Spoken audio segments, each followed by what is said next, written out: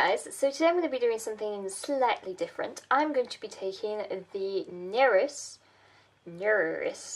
type indicator personality test. It's kind of based on Myers-Briggs, but is slightly different in a few ways. So I just thought it was interesting because I really like these sort of stereotypy things, mainly not to put yourself in a box, but to learn from certain aspects of yourself. It also really works well if you are in situations where you need to work as a team. It is good to know how you personally operate so everybody else knows how to operate around you and how you need to interact with other people.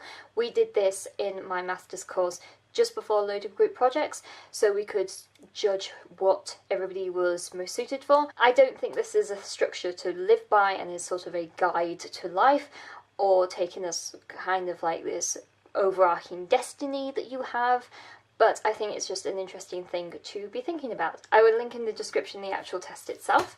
It is just on 16personalities.com. It is a agree to disagree indicator. I will say right now, when I've done the Myers-Briggs, I am a ESTJ, but it is very subjective for me and not actually fitting me perfectly, just because I am an ambivert. Every time I do this, I am exactly on the cusp between introvert and extrovert, and also between T and F, as in thinking and feeling. I'm normally either right smack in the middle or just slightly over into T. So that's kind of where I am at. I'm pretty much middle for two of the letters, and I am the extreme ends of the other two.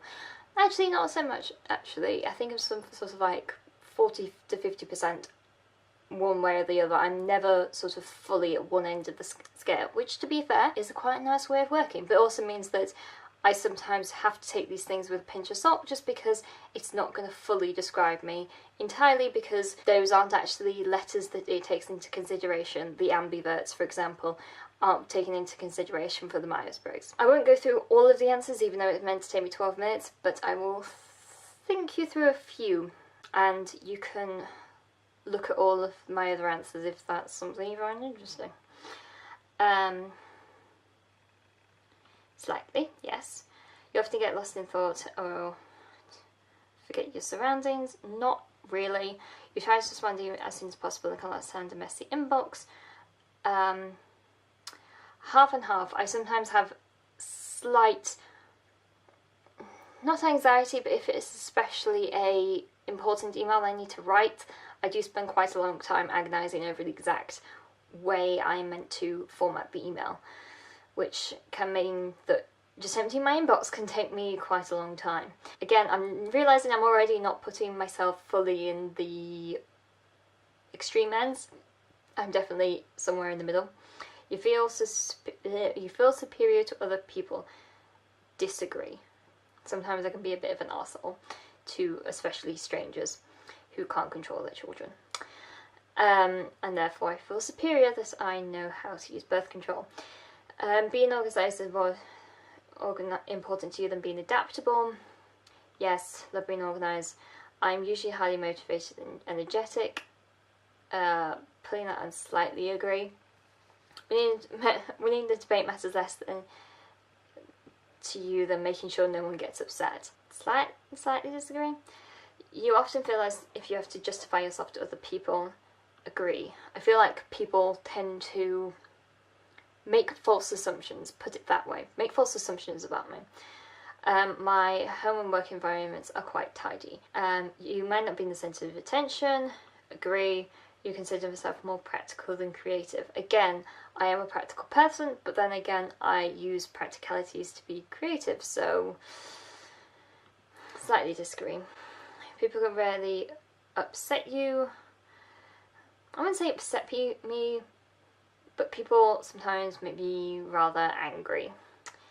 Travel plans are usually well thought out. Highly agree. Every single detail is thought out. It is often difficult to relate to other people's feelings. I'm going to slightly disagree, just because I'm trying to imagine people more complexly, put it that way. So I'm trying to make sure that I'm not doing that. An interest in a book or a video game is often better than a social event. This is the ambivert coming back. Partially disagree. not as bad as I used to be. I really get carried away in fantasies and ideas. Disagree. I'm always on some new plan. I often find myself getting lost in thought when I'm walking in nature. Yeah, because I find it boring. If someone doesn't respond to an email quickly, you start worrying about if you said something wrong. Strongly agree. As a parent, you would rather see your child grow up kind than smart. That reminds me of a quote of the movie Harvey, where Harvey tells the doctor, you can be oh so smart or oh so pleasant. Well, for years I was smart. I recommend pleasant, and I do recommend pleasant. I find that sometimes being smart, again, can make people have all sorts of assumptions about you because they think you're really smart and they think you're obnoxious and all these sorts of things. And there does need to be a balance. I don't believe in ever dumbing yourself down and being stupid, but sometimes being in a situation where you're not right or you're not acting smart is a lot better than being kind sometimes. You're more of a natural improviser than a careful planner. I can think really quickly on my feet, but then again, I also plan meticulously. So if something does go tits up and disastrously, I am able to respond creatively and spontaneously, but then again, I normally plan for the disaster to happen as well. You often spend time exploring unrealistic and impractical yet intriguing ideas. Agree.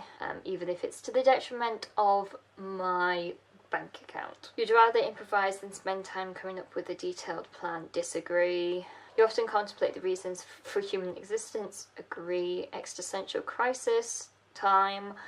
Logic is more important in you than heart when it comes to making important decisions. I have a logic over heart thing. I feel like Spock. Sometimes I have the Vulcan in me, but I also have the human in me. So keeping your options open is more important than having a to-do list. You can have both, so disagree. You have no difficulties coming up with a personal timetable and sticking to it, as much as I like to-do list. Timetabling, not particularly good at. I'm good at deadlines, and I'm good at sticking to deadlines. Timetabling my life, not very good at. It is right to be more important than being cooperative when it comes to teamwork. It's difficult because sometimes people are wrong and you need to sometimes shove a team in the right direction or said item won't be done. You think everyone's views should be respected regardless of whether they are supported by facts or not. I feel like people need to actually look at statistics and hard facts sometimes and not just be taken in by ideology and by feelings too much. If you stick to cold hard facts, sometimes it can be a lot better. So, agree. You feel more energetic after spending time with a group of people. Slightly agree. You frequently misplace things. Slightly agree. You find it difficult to relax when you're talking in front of many people. Agree. It depends what I'm talking about. If it's about social situations and things like that, then I find it quite difficult. If I'm talking about something I'm really knowledgeable about or really passionate about, I can do it quite easily. That's why I'm slightly okay at presentations and things, but for example, put me in it at a dinner party with guests I don't know and force me to talk about topics I'm not really sure about, then generally speaking, you rely more on experience than your imagination. Agree. You've always been interested in unconventional and ambiguous things, e.g. art, movies, books and things. Yes, you often take initiative in social situations. Disagree. Results. IFTJ. That is really different actually. Oh, no it's not actually. So it is an IFTJ with a identity as a turbulent. I am not precisely between introverted and extroverted, as you can see by here. So I'm 44% extroverted and 56% introverted. So I am again quite square down the middle. Intuitive, I am 64%, with observant being 36%. I agree with that. I often work on instinct than what I can physically see around me. Nature, thinking and feeling, once again, very close together. Thinking is 43%, where feeling is 57%. Quite extreme ends with the judging and perceiving, so 75% judging, and then perceiving is 25%. And then the assertive is 30%, and the turbulent is 70%. That is the trait that underpins all others, showing how confident you are in our abilities and decisions. The advocate personality is very rare, making up less than 1% of the population. But nonetheless leaving their mark on the world. Although softly spoken, they have strong opinions and will fight tendency for any idea that they believe in. I do find that some people think that I'm slightly softly spoken and then they realise that I actually have an opinion on stuff. And advocates you may know: Martin Luther King, Nelson Mandela, Mother Teresa, Nicole Kidman, Morgan Freeman, Jon Snow, James Wilson from House, and Aragorn from Lord of the Rings, and Galadriel from Lord of the Rings. I love the fact they've actually put characters on here as well. And Aramis from the Three Musketeers. My strengths: creative, insightful, inspiring, decisive, determined and passionate, and altruistic. My weaknesses: sensitive, yes I can. Extremely private. I am, but I'm not. I just selectively choose what I put online. Perfectionist, yes. Always have to have a cause, yes. Burn out easily. Not actually true at all. I only tend to burn out when I have literally nothing else to do. If I keep on a steady stream of things, I can continue for years and years and years. That's what I used to do at university. I just did this for fun, not really putting anywhere sort of purpose into it. I will put any links that are helpful down below, and I will also put down these personality types and things like that. And let me know what personality type you are at the bottom. And that's it. I shall talk to you guys later. Bye!